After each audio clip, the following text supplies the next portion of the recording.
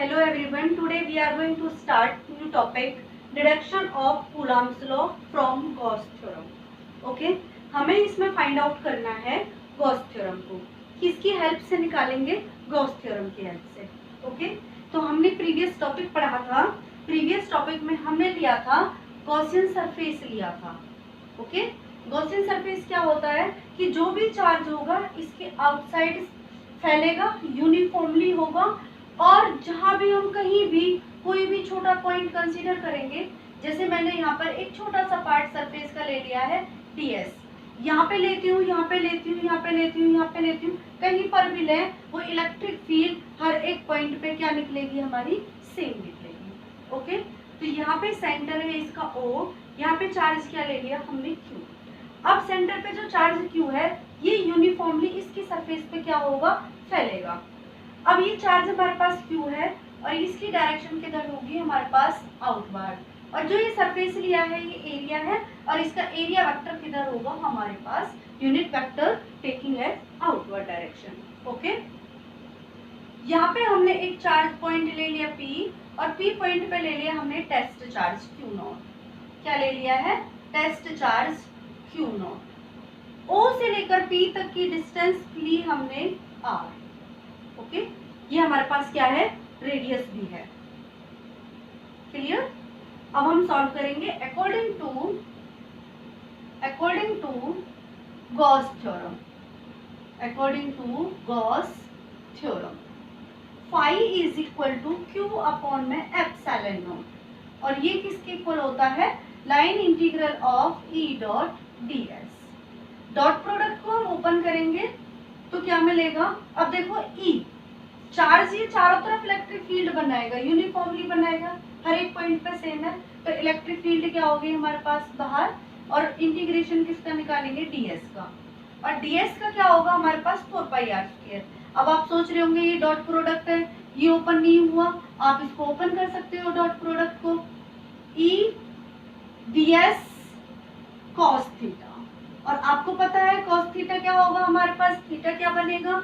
0 बनेगा. और cos theta की वैल्यू क्या होगी हमारे पास? 1 होगी. cos 0 की वैल्यू क्या होगी हमारे पास? 1 होगी. तो ये 1 होगी तो ये हमारे पास ये टर्म बचेगी. अब ये देखो इसका क्या होगा हमारे पास? ds का 4πr². q अपॉन में epsilon not.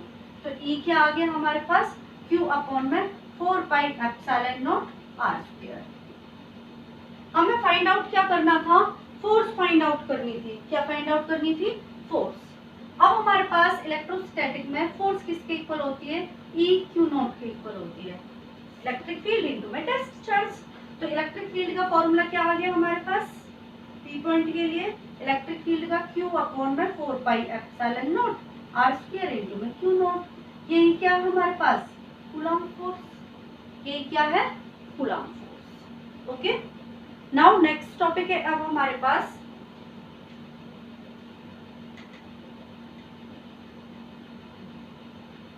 Electric field intensity निकालनी है. किसके पे? होलो स्फीयर के लिए या spherical shell. Electric field intensity due to a uniformly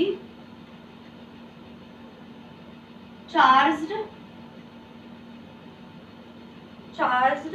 spherical shell. Okay? Shell क्या होगी आपके पास? होलो. सेम उसी तरह से एक होलो स्फीयर कंसीडर कर लिया. सेम. अच्छा होता डायग्राम इरेज नहीं करती तो ध्यान नहीं रहा. अब ये देखो यहाँ पे चार्ज हमने क्यों ले लिया? सेंटर O सेम उसी की तरह. अब हमें क्या लेना है? इसमें दो पार्ट बनेंगे हमारे पास, आउटसाइड और इनसाइड. फर्स्ट ले रहे हैं हम आउटसाइड. ये चार्ज है हमारे पास. अब इसकी जो हमारे पास फील्ड लाइंस होंगी रेडियली आउटवर्ड होंगी. तो रेडियली आउटवर्ड होंगी तो हमें आउटसाइड के लिए लेना है. तो कोई भी पॉइंट ले लेते हैं. आउटसाइड ये हो गया हमारे पास P पॉइंट. तो इसके लिए हमें गॉसियन सरफेस बनाना पड़ेगा इस तरह से, क्योंकि आपके पास ये चार्ज होगा स्फेरिकल रेडियली फैलेगा. अब यहाँ से ये डिस्टेंस हमारे पास r और ये डिस्टेंस क्या ले ली हमने, कैपिटल आर। ये हमारे पास क्या हो गई, कैपिटल आर। हमें इस पी पॉइंट के लिए इलेक्ट्रिक फील्ड फाइंड आउट करनी है। तो यहाँ पर हम एक स्मॉल सरफेस कंसीडर करेंगे, ये हो गया हमारे पास ds। इस पॉइंट के लिए इलेक्ट्रिक फील्ड कहाँ होगी हमारे पास, आउटवर्ड, और यूनिट वेक्टर भी क्या होगा हमारे पास, n। सेम उसी की तरह, पहले की तरह। तो क्या आ जाएगा हमारे पास, phi is equal to q upon में epsilon not line integral of E dot ds। Same होगा, दोनों सेम डायरेक्शन में है, थीटा हमारे पास 0 होगा। तो ये आ जाएगा हमारे पास q upon epsilon not e, ये बन जाएगा 4 पाई, बाहर के लिए कैपिटल R का स्क्वायर, और e आ गई हमारे पास q अपॉन में 4 pi epsilon not r square. Okay, ये आ गई हमारे पास आउटसाइड। अब इसी तरह से हम ये यहाँ से लेकर इस पॉइंट पे आ जाएं, ये पॉइंट ले लें p dash. p dash point कहाँ पर है, p dash point is at the surface of the sphere के सरफेस पर है। तो स्फीयर के सरफेस पर है, तो जो ये कैपिटल आर थी, अब ये यहाँ तक ये आर ही हो जाएगी, यहीं से सॉल्व कर सकते हैं। तो इसका मतलब है आर किसके इक्वल होगी, आर के इक्वल। तो हमारे पास इलेक्ट्रिक फील्ड क्या बन जाएगी, क्यू अपॉन में 4 pi epsilon naught r square. और इसी पॉइंट पर क्या होगी, ये इलेक्ट्रिक फील्ड हमारे पास मैक्सिमम होगी। ओके, अब है हमारे पास इनसाइड। कौन सा पॉइंट लेना है हमें, इनसाइड पॉइंट लेना है। और इनसाइड के लिए हमें जो पॉइंट है वो इस स्फीयर के अंदर लेना पड़ेगा। कहाँ लेना पड़ेगा, अंदर लेना पड़ेगा, इनसाइड। सेकंड पॉइंट है ये आपका इनसाइड के लिए। अब ये देखो, इनसाइड के लिए ये सरफेस पे लिया था, अब ये अंदर पॉइंट आएगा, कोई भी पॉइंट यहाँ पर आ जाए। अब ये देखो, जो चार्ज होता है हमारे पास, ये चार्ज बाहर आ जाता है, अंदर तो कोई चार्ज रहता ही नहीं है कंडक्टर के।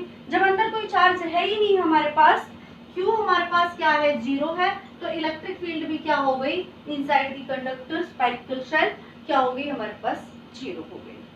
ओके, आई होप ये दोनों टॉपिक आपको क्लियर हो गए होंगे। अब इसी तरह से हमने ये स्पेरिकल शेल लिया चार्ज, अब हम लेंगे आपके लिए एक नॉन कंडक्टिंग सॉलिड स्फीयर, वो भी इम्पोर्टेंट है, इसी के हिसाब से करेंगे, बहुत इजी है। Electric field intensity due to a non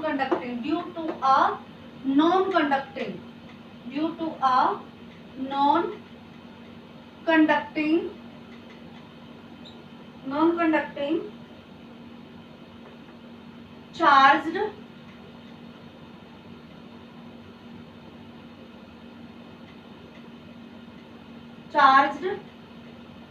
solid sphere, charged solid sphere।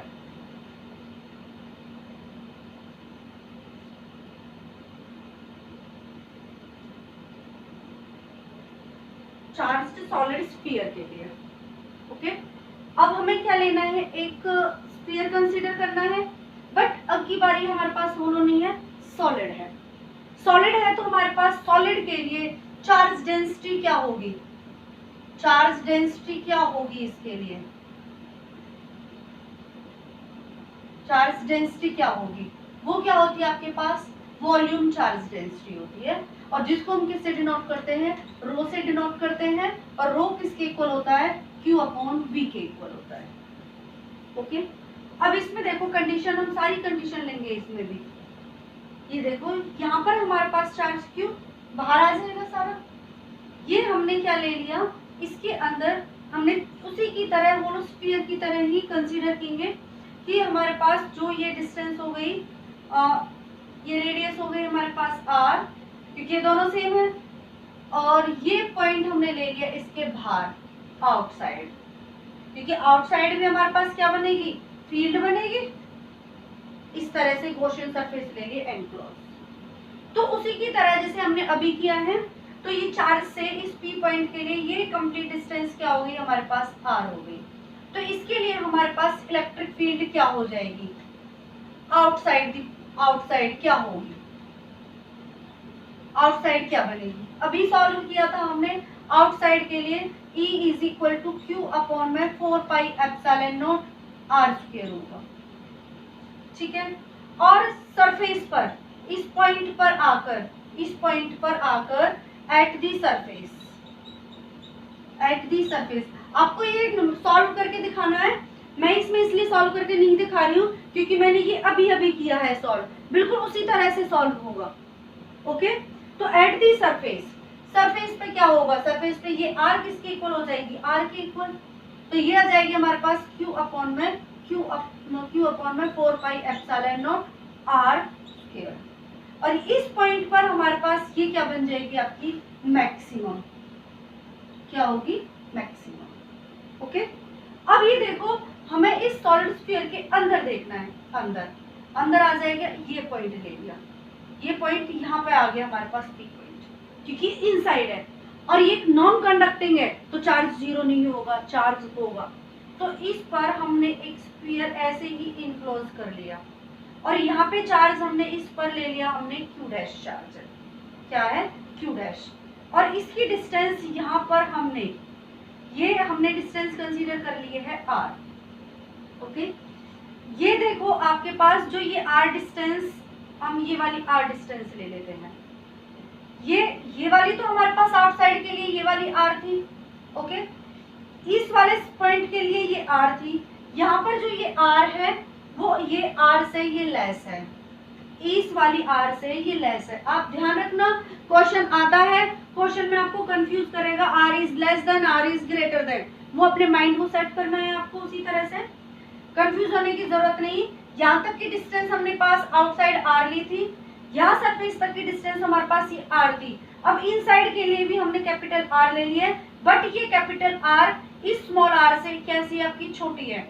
यहाँ पर क्या थी आपकी, ये आर ग्रेटर थी, ये आर क्या थी आपकी, ग्रेटर थी इस आर से, और अब है r is less r. Okay, अब इसके लिए हमें इलेक्ट्रिक फील्ड निकालेंगे, सेम आएगी, क्यू आपके पास चेंज हो जाएगा, q dash 4 pi epsilon, medium होगा एप्सिलॉन, और डिस्टेंस क्या हो गई हमारे पास आर, डिस्टेंस क्या हो गई हमारे पास आर। अब इस क्वेश्चन को हम सॉल्व करेंगे, सॉरी आर स्क्वायर आएगा, वॉल्यूम चार्ज डेंसिटी की फॉर्म में सॉल्व करेंगे। तो यहाँ से हमारे पास रो जो है वो किसके इक्वल होगा, क्यू डैश अपॉन में वी, तो क्यू डैश की वैल्यू क्या आ जाएगी यहाँ से, रो वी, और वी क्या होगा हमारे पास 4/3 पाई आर क्यूब, क्या होगा, pi are cube. Okay, pi are cube. अब इस वैल्यू को यहाँ पे पुट करेंगे तो E is equal to q dash की वैल्यू आ जाएगी, इसको इक्वेशन फर्स्ट मान लो और यहाँ पे लिख देना from equation first, E is equal to q dash क्या आ जाएगा, रो 4/3 पाई आर क्यूब, और अपॉन में रहेगा 4 पाई एप्सिलॉन आर स्क्वायर। ये आपके पास 4 पाई से 4 पाई कैंसिल, ये आर बच, ऊपर आर बचेगा, तो ये मिलेगा आपको रो आर और 3 एप्सिलॉन। ओके, और ये मिला यहाँ पर r is directly proportional to r. Okay, यहाँ आपके पास इनवर्सली था या इनवर्सली था, यहाँ पर आपके पास डायरेक्टली प्रोपोर्शनल है। ओके, अब इसके लिए हम ग्राफ ड्रॉ करेंगे, क्या करेंगे, ग्राफ ड्रॉ करेंगे।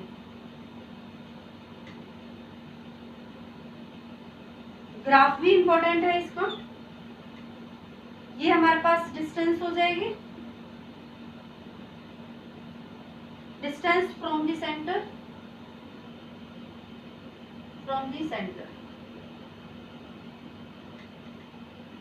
यहाँ पर आपकी इलेक्ट्रिक फील्ड, ये देखो E जैसे बढ़ेगी R के साथ ऐसे, E is directly proportional to R। यहाँ पर एक ऐसा पॉइंट आएगा जहां पर आपके पास ये R किसके इक्वल, R के इक्वल, और फिर आपकी क्या हो रही है, वो घट रही है, क्या हो रही है आपकी, घट रही है। तो यहाँ पर आएगा आपका inversely proportional. Okay, I hope ये तीनों टॉपिक आपको क्लियर हो गए होंगे और इन्हीं तीनों टॉपिक्स को अच्छे से करना है और आगे टॉपिक्स होंगे इन्हीं की तरह होंगे, सिमिलर होंगे। ओके।